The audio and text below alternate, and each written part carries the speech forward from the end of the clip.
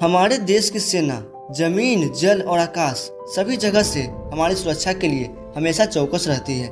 लेकिन दोस्तों, हमारे देश के कुछ सैनिक ऐसे भी हैं जो दिन रात जमीन या आसमान के बजाय समुद्र के हजारों फीट में पानी के नीचे से देश की सुरक्षा में लगे रहते हैं। ये वो सेनाएं हैं जो पनडुब्बियों के अंदर कई कई महीने रहकर देश की सेवा करते हैं। इन सेनाओं की जिंदगी बहुत ही कठिनाइयों से भरी होती है, क्योंकि ये लोग जब एक बार समुद्र के अंदर पनडुब्बी के अंदर जाते हैं तो वे लोग 6 महीने या 2 महीने बाद ही बाहर निकलते हैं और इन सेनाओं को कई महीनों तक अपने परिवारों से अलग रहना पड़ता है। तो दोस्तों, आज की इस वीडियो में हम जानने की कोशिश करेंगे कि ये सेनाएं पनडुब्बी के अंदर रहती कैसी है और पनडुब्बियों के अंदर इन्हें क्या क्या सुविधाएं दी जाती है। तो चलिए बिना देर के हुए वीडियो को स्टार्ट करते हैं। दोस्तों, नौसैनिकों पर देश की सुरक्षा की जिम्मेदारी 2 लेवल्स पर होती है, एक पानी के ऊपर रहकर और दूसरा पानी के नीचे।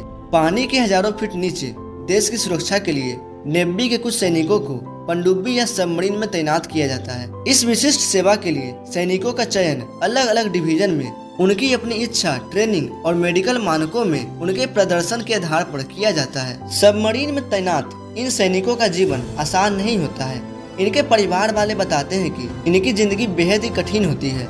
जब वो किसी मिशन पर जाते हैं तो परिवार वालों को ये भी पता नहीं होता कि वो कितने दिन के लिए कहाँ जा रहे हैं और वे कब वापस आएंगे। परिवार वालों को बस इतना पता होता है कि वो ड्यूटी पर जा रहे हैं, इससे ज्यादा और कोई जानकारी उनके पास नहीं होती। जब वो पनडुब्बी के अंदर होते हैं तो नहाना तो दूर, उन्हें दाढ़ी बनाने तक का मौका नहीं मिलता है। किसी भी देश के नौसैनिकों का सबसे घातक हथियार पनडुब्बी को ही माना जाता है। दोस्तों, सबमरीन या पनडुब्बी पानी के नीचे और ऊपर दोनों जगह चल सकती है। नाविकों का मुख्य काम पानी की गहराई मापना और दुश्मनों पर नजर रखना होता है। ये पनडुब्बियां मिसाइल, रॉकेट लॉन्चर जैसे हथियारों से भी लैस होती है, जो इन्हें दुश्मन के जहाजों के लिए घातक बनाती है। इसमें तैनात सैनिक किसी की नजर में आए बिना ही दुश्मन के घर में घुसकर उसको तबाह करके वापस आ सकते हैं। लेकिन दोस्तों, जिस समय ये सैनिक पनडुब्बी में तैनात होते हैं उस दौरान इन्हें कई तरह के मुश्किलों का सामना भी करना पड़ता है। किसी मिशन को अंजाम देने के लिए पनडुब्बी के साथ नौसैनिक जैसे समुद्र की हजारों फीट की गहराई में गोते लगाते हैं,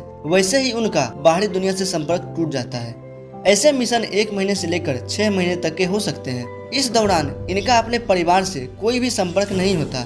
आपको यह जानकर हैरानी होगी कि चारों ओर से पानी से घिरे रहने के बावजूद भी पनडुब्बी में सवार नौसैनिक कई कई दिनों तक नहा नहीं पाते हैं। यूँ कहें तो कई महीनों तक भी नहीं नहा पाते हैं। कई बार तो ऐसा भी होता है कि मिशन खत्म हो जाने के बाद पानी से ऊपर आने के बाद ही इन सैनिकों को स्नान करने को नसीब होता है। ऐसा इसलिए होता है क्योंकि पनडुब्बी में हमेशा पानी की कमी होती है और हर सैनिकों को प्रतिदिन 3 से 4 मग ही पानी मिलता है, जिससे वो अच्छी तरीके से नहा भी नहीं सकते हैं। इस पर तैनात सैनिकों को पहनने के लिए डिस्पोजेबल क्लॉथ दिए जाते हैं, जिसे 2 से 3 दिन बाद उतार करके फेंक दिया जाता है।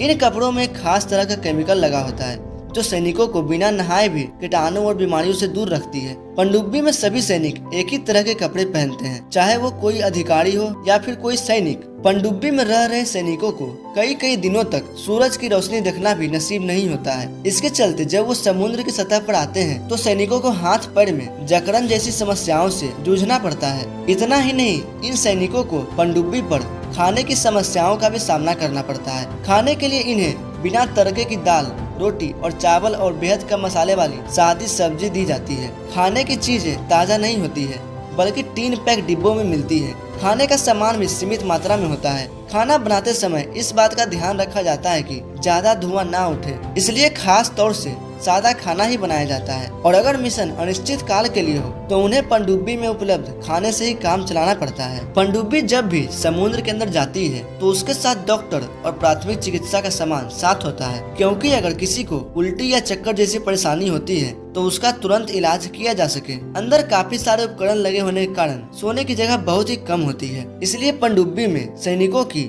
सोने की शिफ्ट लगाई जाती है। मिशन के दौरान सैनिकों को 5 से 6 घंटे ही सोने का समय मिलता है। पनडुब्बी में सोने के लिए आमने सामने 2 कंपार्टमेंट होते हैं और वहाँ का तापमान बेहद ही गर्म होता है, इसलिए कभी कभी कुछ सैनिक वहाँ भी सोने जाते हैं जहाँ मिसाइल और टारपीडो रखे होते हैं, क्योंकि यह जगह पनडुब्बी की दूसरी जगह के मुताबिक ज्यादा ठंडी होती है। तो अगर हम कहें कि हमारे भारतीय नौसैनिक दुनिया का सबसे खतरनाक नींद लेते हैं तो ये कहना गलत नहीं होगा। तो आइए दोस्तों, हम सब मिलकर इन वीर जवानों के जज्बे को सलाम करते हैं, जो देश की सुरक्षा के लिए सबसे मुश्किल हालात में भी अपनी जिंदगी बिताने के लिए तैयार हैं। हम उम्मीद करते हैं कि आपको हमारी आज की ये वीडियो बेहद ही पसंद आई होगी। अगर आपको ये वीडियो पसंद आई हो तो इनके हौसले को बढ़ाने के लिए कमेंट में जय हिंद जरूर लिखें। मिलते हैं अगले शानदार वीडियो में। जय हिंद।